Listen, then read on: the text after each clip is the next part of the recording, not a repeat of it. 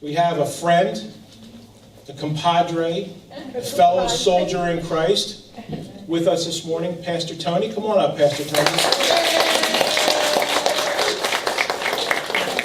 I appreciate Tony so much, and I appreciate what he does. I'll let him share about that if you've never met him before, but Pastor Tony is from Street Church Ministries, or Church on the Block in Trenton, and he provides a place for people who are down and out and have lost hope. And it's a tough place to be sometimes. And he provides a light there for them, and I appreciate his hard work. I appreciate his dedication and just his love for Christ and to share. So I'm going to turn it over to him. Well, how do I follow flowers? You can't follow flowers. Happy Mother's Day. Yeah, I get the opportunity to come and visit churches, organizations, and share. And so I do this, pretty often. It could be a substance abuse recovery program. It could be a church or an organization. But you guys know, I don't have to tell you, that you guys have one of the greats.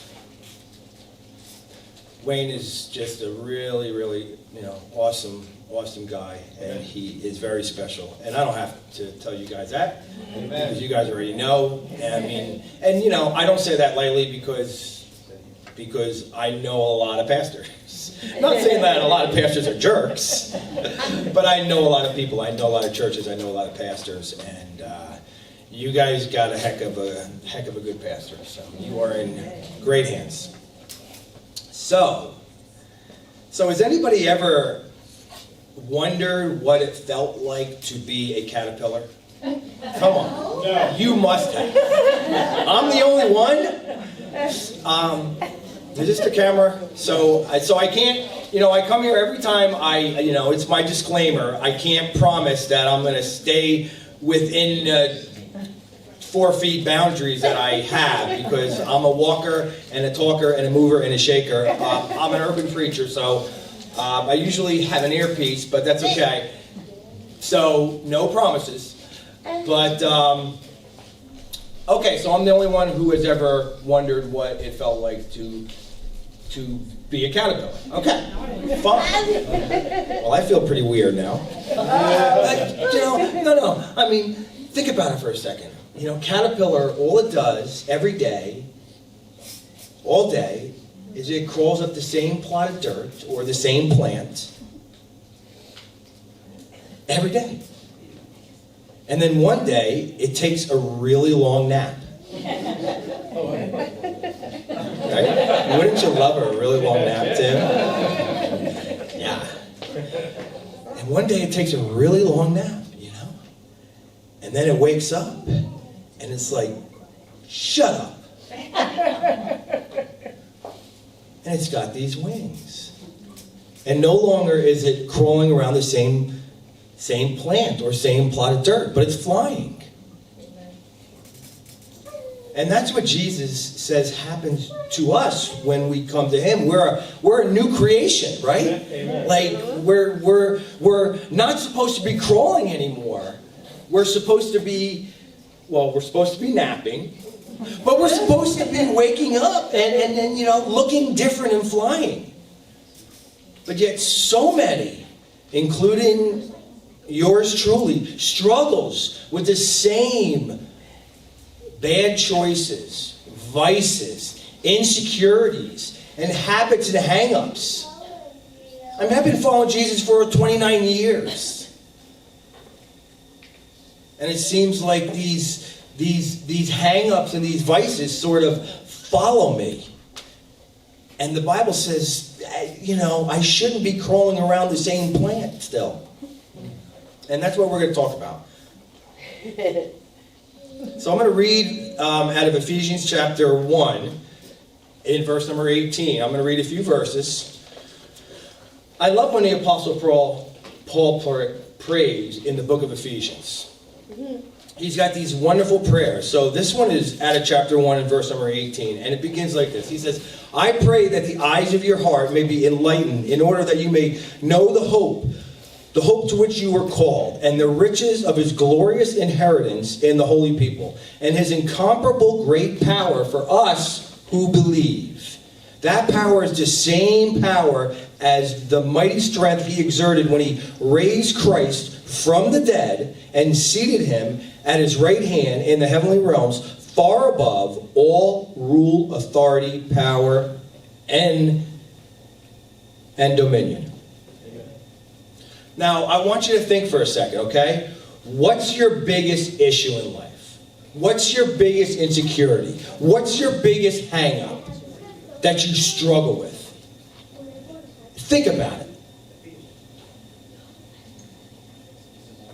I'm going to do a pastoral pregnant pause now. So think about it.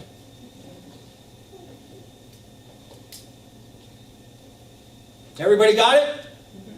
Kind of? Or got them? Right. Kind of? Now, if you are a believer, now compare that issue or that vice or that habit or that hang-up or that insecurity to that same power that Paul talks about. That power that raised up, a 33-year-old dead man and made him alive. Now compare that issue to that power. Yes. Because God says that same power that made a dead man alive resides in us. And when the Bible says same, it means same. It doesn't mean 3/4 or 1/8 or kind of. It means exactly like. And when we say, it's like when we can't get over something or when we continue to struggle with the same hang-up or insecurity, it's like we're telling God, Lord, you are good, you are powerful, but you just don't know how difficult this one issue is, Lord. You just don't know how big it is, Lord. You just don't understand, Lord, the insecurity I have, Lord. You just don't, I trust that power, I believe that power, Lord, but you don't know how big this is and how difficult it is. That's kind of what we're saying. Amen? Happy Mother's Day. But if we're going to stop crawling and start flying, there's lots of things, man, that we need to do. But there's 3 fundamental things that we have to take to heart. Okay? There's a fundamental thing that we have to realize. There's a fundamental thing that we have to stop doing. And there's a fundamental thing that we have to start doing. So if you're a note taker, I got my 3 pastoral points. I'm usually not that kind of guy, but I do have it for all of you high school students or whatever. I have my 3 pastoral. So there's a fundamental thing that you have to realize, fundamental thing that you have to stop doing, and a fundamental thing that you have to start to do. And fundamentals are everything. I mean, I play football. Who played football here in high school or, like growing up in Pop Warner? Okay, right. So when you tackle somebody, what do they tell you? Put your head on the side of the person, right? And wrap them around the body. Don't put your head into the body, but on the side of the person. I mean, that's a fundamental. What happens if you don't do it properly? You get hurt, and you're not a very good football player, and you stink. Or I was going to say another S word, right? But those are 2 things, right? Fundamentals are everything. Dribbling a basketball, If you don't practice dribbling, guess what? You ain't going to be a very good ball handler. And you could get hurt. And you're going to stink. Okay? Fundamentals are everything in life. I used to do karate. And, the main thing in karate is you better stretch. It's fundamental to karate. If you don't do it, you're going to get hurt, and you're never going to be able to kick somebody in the head. And that's the whole point of karate. Kidding. Forgive me. All the mothers out there, forgive me. So the fundamental thing that we have to realize, okay? So everybody knows Cain and Abel. I'll just, Cain got jealous of Abel because Abel gave the best of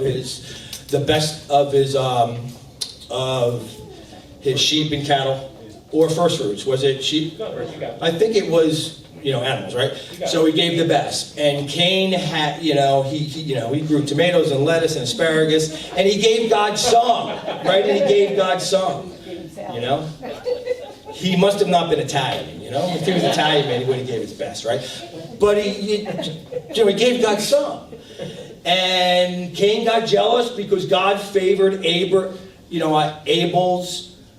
offering. And Cain got angry and Cain got jealous. And God comes up to him in chapter 4 and says this, "The Lord said to Cain, why are you angry? Why is your face downcast? If you do what is right, will you not be accepted? But if you do not do what is right, sin is crouching at your door, and it desires to have you, but you must rule over it." Did anybody hear the words bad habits or hang-ups or bad choices or vices are crouching at your door? Did anybody hear? Did God say that? Or did God use another word? He said sin is crouching at your door, and it wants to fry you in its pan, eat you up, and spit you out 8 days a week. Are you tracking with me? The first thing, God keeps it on the real, man. That's what I love about God. He keeps it on the real. He doesn't replace the word sin with, bad choices, hang-ups, habits. He calls it what it is. But what does sin sound like, right? So, the story of, Eve and the serpent approaches Eve, and he says, "Come on, you gotta have this Golden Delicious. There's nothing like it." Or these Granny Smiths, even though Granny Smiths is a little bit tart, right? It's good in a pie, though. But you got to try this apple. Come on, God didn't really say. Come on, God just knows, man, that you're going to be like Him and that you're going to know the difference. Just do what you want. Just do whatever you want, right? That's basic. Did Satan ask Eve to pray to him, or to sing songs to him, or to do a tap dance for him, or to go join a Wicca thing? Did Satan ask Eve to do that? No. What did he say? Do whatever you want. Yep. Don't listen to anybody. Just do you. Do you. Just do you. Just do you. This is what sin sounds like. Just do you. Go on. Go on. Put your cell phone on selfie mode. Go on. Just click that button and put it on selfie mode. Just do you. Right? That's what it sounds like. And it manifests itself into many directions, but ultimately, that's what it is. Do you. Be your own God. Make your own decisions.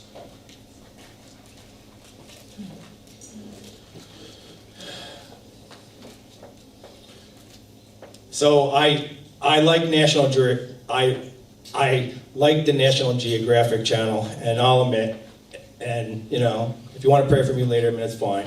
I like animals. I like to watch animals kill other animals. I just do. I'm a guy, so it's a guy thing, right? I just do. So, right? Come on, Bruce, man, are you with me? Yes. Well, there you go. So I'm watching National Geographic show, and it's like a show on a lion tamer who is in a zoo, and he is doing tricks with lions. And he's got the hoop and things, and the lion is jumping, and everyone's clapping. And then the lion starts to maul him and tears him into 100 different pieces. And everybody was so shocked. Like, oh my God, this guy's a lion. I can't believe this happened. The lion is an apex predator. That's all it does, is hunt, eat, sleep, and make little lions. That's all they do. They're the top of the food chain. When we mistakenly call sin, bad, when when we couch it in our own human language, oh, it's our, insecurities, habits, vices, hang-ups, bad, choices, and don't recognize it for what it is, we're playing with the lion. And you better be careful, because the lion is an apex predator, and it's crouching at your door, and it desires to have you.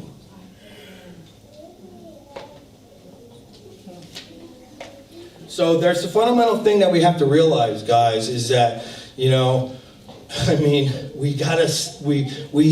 have to agree with God that sin is sin, and it wants to eat you alive. And when we couch it in other terms, it's like that lion tamer, and we're playing with the lion. Okay? So there's a fundamental thing that we have to stop doing. I'm going to read from 2 Corinthians chapter 7 in verse number 10. It's a verse that's not going to be a surprise to you. It's one of the biggies. And Paul says this. He says, godly sorrow brings repentance that leads to salvation and leaves no regret. But worldly sorrow brings death. Can I get amen? Amen. Thank you, Christina. Have you ever said, everybody has blown it with their husbands or wives or friends, and you screwed up, and then you go, oh, geez, I'm so sorry, but, I don't know what I was doing, please, right? Everybody has done it. I've done that hundreds of times, man, with my kids and my wife. Hundreds of times. Oh, I blew it again. It seems like I'm always blowing it, Wayne. I call myself a pastor. So, but the truth is this, that's really, horizontal sorrow. I blew it, Tim. Sorry, man. That's fine, but it's horizontal sorrow. And that never changes your behavior ultimately, right? That's what Paul is saying. There are two kinds of sorrows. There's a godly sorrow. It's vertical, right? Lord, I can't believe I did this to you. I can't believe I blew it. And then there's this horizontal sorrow. Lord, I'll never drink that again. I'll never drink again, right? How many people have ever, when they were younger, perhaps, indulged of the fruit of the vine a little bit too much and felt kind of sick, and then said, oh, I'm never going to do this again, never going to do this again. And then you do it again because it's horizontal sorrow. How many times have I told my wife, Deb, geez, I'm just Italian, man. I'm, hot-blooded. I get angry easy. I'm sorry. I'm impulsive. But that's, it's no excuse. It's horizontal sorrow. It never changes behavior. Only vertical sorrow does. Right? But you might say, what do you mean? It's good to say you're sorry, man, to your wife if you blow it. You're the one that, I'm the one who, treated her wrong, right? So you sinned against her. Well, ultimately, who created my wife? Who loves my wife? Who loved her before the foundation of the earth? Who spilled their blood for her? Who's her, who's her father? Ultimately, it's, it goes up the food chain, ultimately, right? Because she belongs to God. So ultimately, I sinned against the one that she belongs to. Really. That's called vertical sorrow. That's godly sorrow. And that changes people's lives when they get it. Everybody knows the story about Bathsheba and King David. He fell in love with, I don't know if he fell in love. He definitely fell in lust with her. Had a child with her, found out that she was pregnant, and had her husband Uriah killed, basically. Put him on the front lines and said, everybody turn your back when the other army comes, and basically had him killed, right? And so what does David say in Psalm 51? He says, and this is the psalm when he went to Nathan, and when he's like, and Nathan said, you blew it, and then David got it. And this is the Psalm 51. And David says, in verse number 4, against you only, God, have I sinned and done what is evil. Right? Against you. I did wrong against somebody else, but ultimately he belonged to you. And David got it. That's godly sorrow that leads to repentance, a changed behavior. You know? I love what he says in Psalm number 139. You know, he says, search me, God, and know my heart. Test me and know my anxious thoughts. See if there is any offensive way in me, and lead me in the way of everlasting. Don't you love that? Don't you love that? Yeah. I mean, God, you know what he's saying to me? God, what offends me about you, God? Let me know where I offend you. You know, it's like I remember when I went to Debbie. I've been married 27 years, and I finally did this. It took me a long time. You know, I went to her one day, I said, you let me know, what about me offends you? I mean, literally, I said that. And that's what David is saying here to God. You know, where do I stink? Point it out to me. Show me. What's offensive in me about you? You know what that's called? That's called vertical sorrow. That's called, and that leads to repentance and a changed behavior, a changed life. You know? I just love that. And then there's a fundamental thing that we have to begin to do.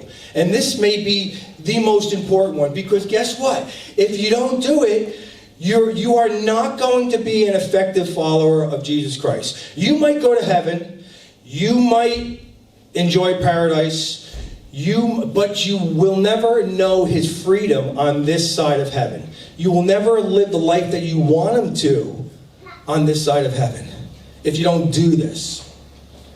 So in 1 Peter chapter 5, it says, be alert and be sober-minded. Your enemy, the devil, prowls around like a roaring lion, looking for someone to devour. Resist him, standing firm in your faith, because you know that the family of believers throughout the world is undergoing the same sufferings. You know, when I went to Zimbabwe, I used to do missionary work a long time ago. Back in 1994, I was there. And I remember that I got to go on I got to go on a safari. It was really, really neat. It was really scary. I was in the back of a Land Rover. The guy had a couple rifles, and I had a pair of, Hawaiian shorts on. I was like, what am I doing here? This doesn't belong. But way, I got an opportunity to go and to see what we see on the National Geographic show, right? Pretty much everything. But the coolest thing was the watering hole that the lionesses were just drinking out of, And then watching them track down a wildebeest. Like what am I? I'm a 24-year-old kid. I got a polo shirt and a pair of Hawaiian shorts on and Converse All-Stars, and I'm watching a lion hunt a wildebeest. It's like so surreal, but it was wild. And then there's this pack of wildebeest, and you all seen it too if you watch these shows, and the wildebeest go in packs. And then, one weak or young one sort of strays off a little bit, and the lion makes a beeline towards that one. And isolates that one that strays off and that's weak and that goes off by itself. This says, he says, be alert and sober-minded. Your enemy, the devil, prowls around like a lion looking for someone, not some people. Not a group of people who are loving and pursuing Jesus in community together, but rather someone who isolates themselves and tries to do this Christian life on their own and roll their sleeves off and dig their heels in and just be the best moral person that they can be. No. You are no match for Satan. You are no match for sin. He looks for someone, not a group of people who are in this thing together. Amen? Amen. So one of my favorite proverbs, and I'll close here with this one. It's an old African proverb. It goes, go alone, and go fast. But go together and go far. You can do a lot of things good on your own, and you can go fast for a while. You ain't going to go very far in this life. You ain't going to go very far in the freedom that God wants us to have over sin. You ain't going to go very far if you don't go in a pack. There's a dream that I heard. There's this guy, and he sees this field in front of him, and there's a fence down the middle of the field. And he sees himself sitting on the middle of the fence. And he sees Satan on one side and all of his demons. And he sees Jesus on the other side and all of his angels. And then he closes his eyes. And he just sees Jesus and Satan. And then he closes his eyes again. And he just sees Satan. And he says, "What are you doing here?" And Satan goes, "The fence belongs to me." And you know what the truth about it is that when we don't identify sin for sin, when we don't begin to practice vertical godly sorrow, and when we don't start running in a pack, we're always going to be on the fence. Amen? Amen. I just want to pray, and I just want to thank you guys. I know I'm not the holiday message kind of a preacher. On Easter at our place, I was saying some crazier things that I said I think today. But I'm not the holiday preacher, so if you came here, expecting a nice, neat little Mother's Day's message, I do apologize for that. But it's my prayer that you would have heard from God this morning, because you do not need to hear from me, because I'm 2 steps forward and 1 big one back every day. We really need to learn to listen to what God has to say. So anything that I said, that you thought was not of God, I pray that right now He would take it out of your memory banks and out of your mind, and anything that was of Him would just sink deep and find that good plot of soil, and do what He wants to do in your life. And I know what He wants to do, and that's freedom. It's freedom. So, Father, I pray for freedom in our lives, Lord. Freedom over anxiety, freedom over fear, freedom over depression, Lord. Freedom over our things, Lord, that we call very, very, Lord, conveniently hang-ups and habits and vices, Lord. But you call sin, Lord. I pray that we would learn to hate the things, Lord, that you hate, and love the things that you love. I thank you for the opportunity, God, to share here. And I love you, and I pray all these things in Jesus' name. Amen. Amen. Amen. Yeah.